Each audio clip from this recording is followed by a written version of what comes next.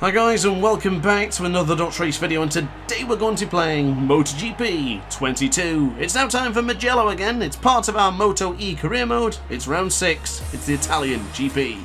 So here we go then guys, a familiar story to yesterday's video. We start from pole position and we wait for the lights to go out and away we go. The AI getting a little bit of a better start than we do. It does tend to be the theme here in MotoE, but for us, we're doing battle with Mikel Pons. I'm desperate to get to the front and try and replicate yesterday's performance, which was a stellar race.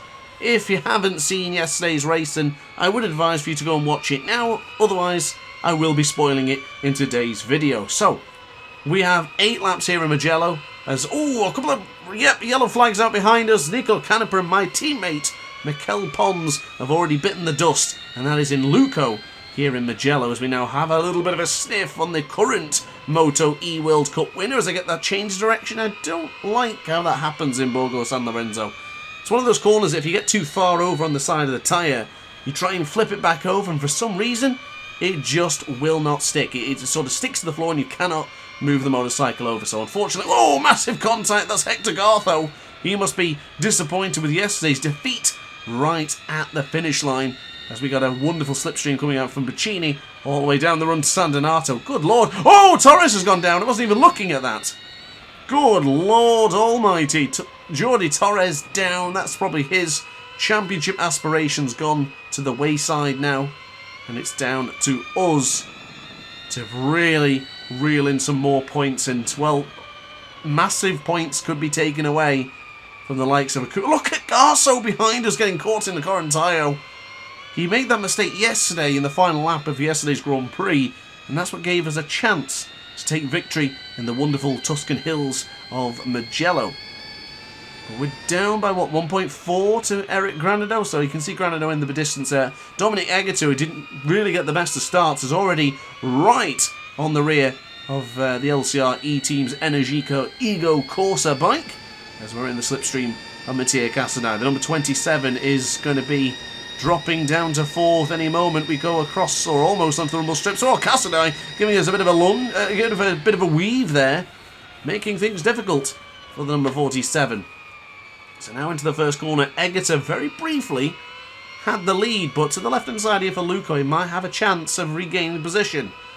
Not quite. Egerton not strong enough. Granado's looking pretty strong into this one.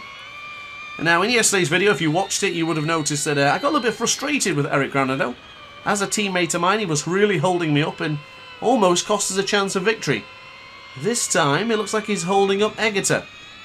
So we're Egerton right on his tail, eager to get his first victory of the season. I do believe it might be his first. I cannot remember now. I've been recording a lot of episodes lately that I've sort of lost track. But there is... Oh, no way! Oh my goodness. I was just about to call what I saw then, and that was Egerton going up the inside for Arrabbiata 1, and then Granado, I think he slammed the door shut. And he slammed it pretty hard, unfortunately. That's it then for Egerton. What a disappointment for him. Another MotoE World Cup winner down in this race. This has been a very interesting season as we go deep for Corantaio there. I don't think anyone has been consistent. Probably us. We've had a decent start. We went backwards a bit in Jerez. We kind of struggled with the softer option tyre gamble. But from there, we've been pretty competitive. Double second place in Le Mans. The victory in yesterday's Grand Prix. And who knows what's going to happen today. But I tell you what, I like my chances. Can lightning strike twice in the same circuit for DrAce? Keep watching, guys. Let's find out together. So it's the fastest lap time of a 1:55.2. The fastest lap that was set at the final lap in yesterday's Grand Prix was a 1:54.8 or 1:54.9. Very fast lap time to come in at that stage of the Grand Prix. The big thing for me was choosing the hard option rear. That has been one of the best decisions I've made here in MotoE. In MotoGP, the hard option rear is not really my go-to tyre. Same again in Moto3 and Moto2. I'll use it every now and again, but here in MotoE, I love it.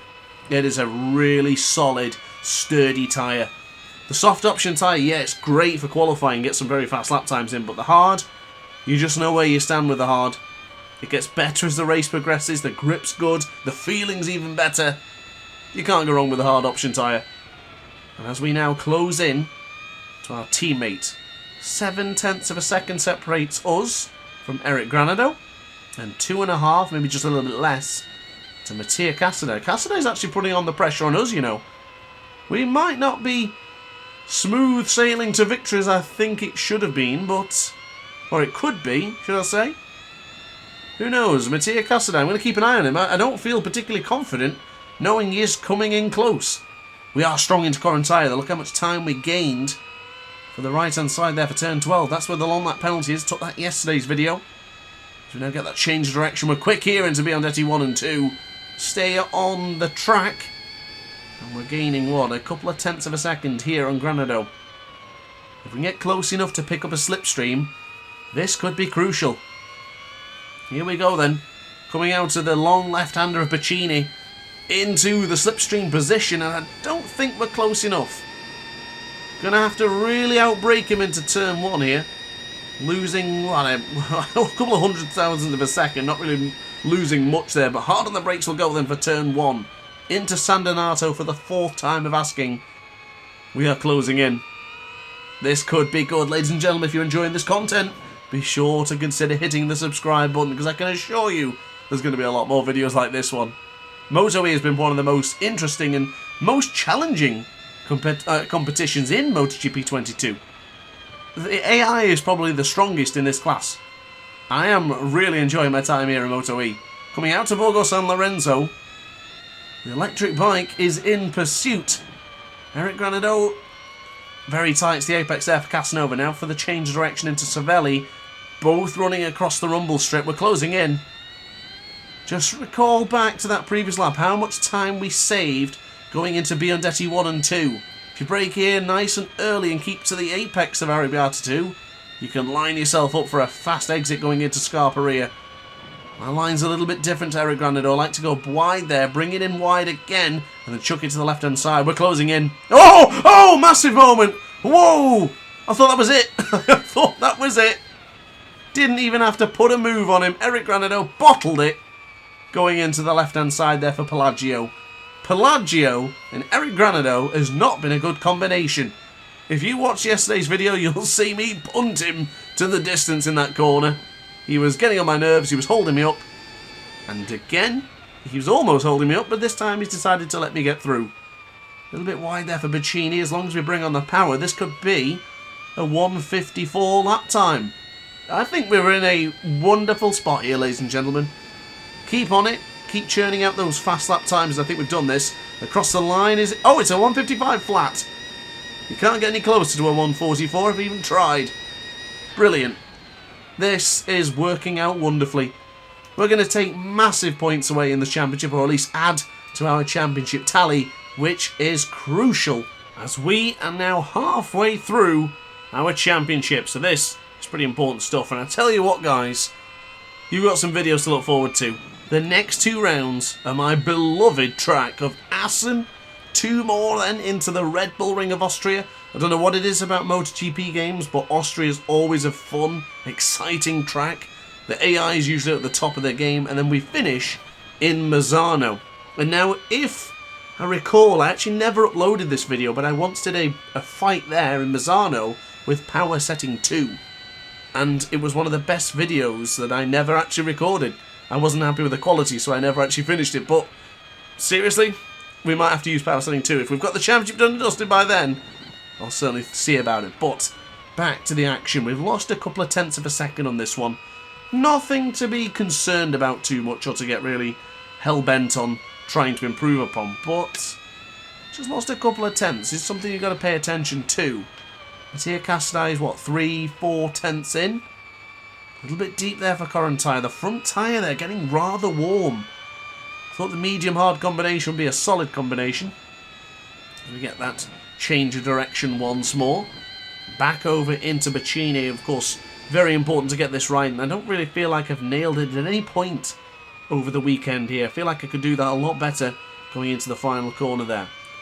Now, of course, I did run the medium front with the hard rear in yesterday's race, which of course was very successful. But I really favoured the soft option in the qualifying. Now, that is one of our slowest lap times yet. 1:55.8. I must confess, I will be honest, I've always have been with this channel, and transparency is my middle name. As far as I'm concerned, I struggle when I get to the front and I've got to start churning out those lap times. Sometimes I can get a little bit distracted, start thinking of what the title could be called, what the thumbnail will look like, and the next thing you know, I've lost a couple of tenths of a second. That's a prime example there. Losing 8 tenths of a second is a little bit concerning. A little bit deep there into the left-hand side there for MotoGP. We've got to be careful here. With less than 3 laps remaining, I can't afford to start messing around. Can't afford to get caught in dreamland. As Mattia Cassidy is closing in. The number 27 is not too far away. 2 tenths of a second. Oh my goodness.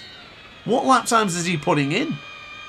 Is he just going that much quicker, or are we suddenly slowing down? Cassidy's here. Into Scarperia. And we could be having a change for the lead. The HP Pons 40 rider is closing in. He's got some serious pace. And the latter stage of the Grand Prix, yesterday I was the hunter, now I'm the hunted. Uh-oh. Oh. Has the hunter become the hunted? Eric Granado's not far out of this either. He's less than a tenth of a second behind. There he is! Right on cue. Oh, right on cue! We didn't just lose 1 position, we lost 2. Oh, this is not good. Now, excuse me for losing a second on this lap, but I'm pretty certain you can tell why. What has happened? Where's all my pace gone? Where's my speed? Speaking of speed, then we're going to pick up the speed here against Cassidy. Across the line, we will start the penultimate lap, but we lead by the thinnest of margins, and that was a shocking lap time. At 56.1. What's going on there? Oh, this is tense. Cassidy gets back up at the inside. Granado comes through as well. Granado's trying to get back crucial championship points. He's trying to go around the outside for Luca. That's never going to work, surely. Oh, it almost did. It almost paid off for the number 51. Oh, contact. Can I go around the outside into Matarazzi? You better believe we're going to try it, but I got bumped onto the curbs. That's never a good spot to be in MotoGP 22.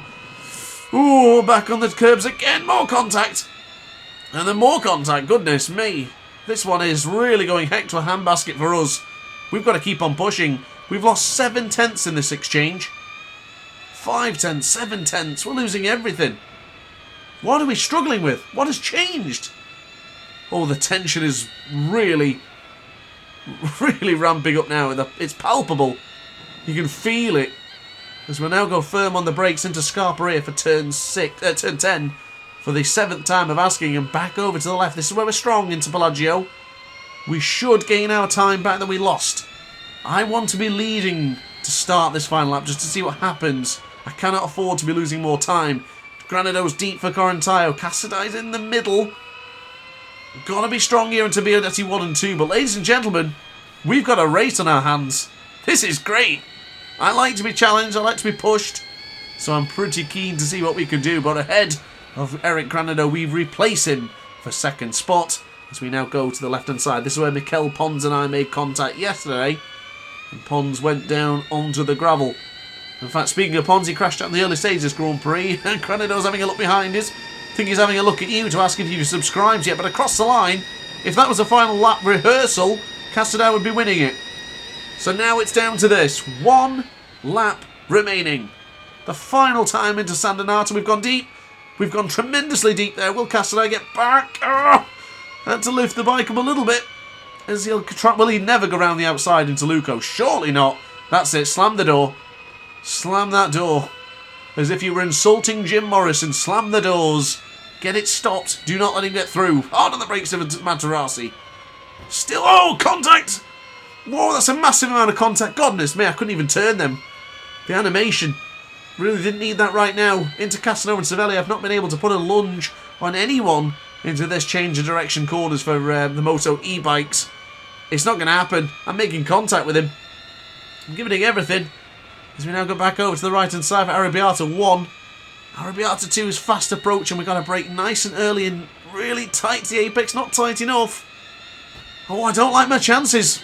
We're not in the same boat as we were yesterday. We were really on it. We were setting the fast laps of the race. This one is not so much. Yellow flags out behind us. Could lightning strike twice? Ladies and gentlemen, we are in the situation I wanted to be. Ooh, that's firm on the brakes for Correntino. He's losing the front. I think it's setting itself up to be a beautiful finish. This could be another victory on the line. Into Biandetti one. Oh, a small moment there as I couldn't get the bike stopped. Oh, that has lost us time. That has lost us time. This might not happen now. Ooh, sharp intake of breath, ladies and gentlemen. We have the final effort. I don't know if we're close enough. The heart rate has skyrocketed to 135. I don't think it's enough. We're using everything. The power. It's not going to happen. Cassadai's won it right at the death. Lightning did not strike twice. What an effort. I'm disappointed we lost that one. I really blew it when I was leading that race, but wow. What a finish. What a race. I very much enjoyed that. So Cassadai wins ahead of us, and our teammate Eric Granado finishes third. Look at the championship standings, and we have increased our lead to 32 points, and now 36 clear from Eric Granado in third place. Can't even see Mattia Cassadai on that list, so 25 points for him must have been absolutely massive. So we'll look at the Teams Championship before we conclude the video, and we are absolutely smashing the competition right now. 93 points clear from With You GRT RNF MotoE team, and 93 clear from Octo Pramac. So guys, that's it from me. Thanks for watching this video. I do hope you enjoyed. Stick around for this week, because I've got more Ride 4 content and Superbike 22, and I guess I'll see you in the next video, so ciao for now. Oh hi, didn't quite see you there. Good to see you're still here. If this video didn't quite sate your appetite, then why not watch some more DrAce content by clicking the video shown on screen now. Furthermore, if you would like to follow me on social media, you can do so now with the links down in the description. Consider subscribing so you don't miss a single DrAce video.